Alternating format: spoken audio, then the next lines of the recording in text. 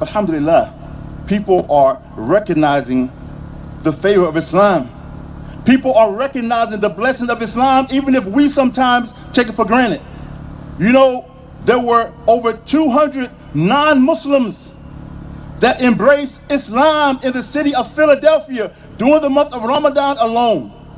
Over 200 people embraced Islam.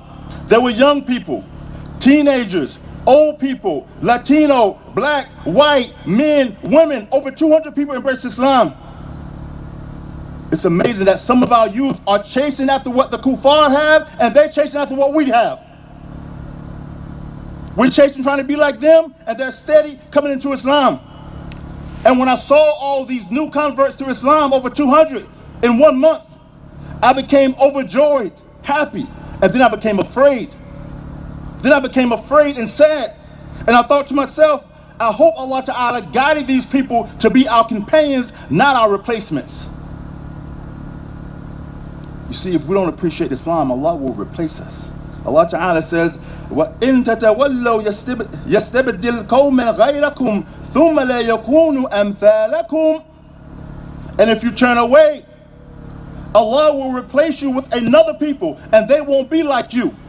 Imam Sa'di said and explained this verse, he said, if you turn away from belief in Allah and obeying His commands, He will bring another people who will be nothing like you, meaning they won't turn away. They will obey Allah. They will obey His messenger. Allah will love them. They will love Allah. They will love His messenger.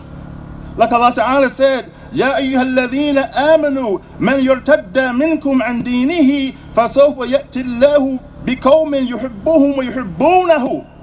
O you who believe, if any one of you turns away from his religion, Allah will bring about a people that He will love them and they will love Him. If you turn away, Allah Ta'ala will just replace us.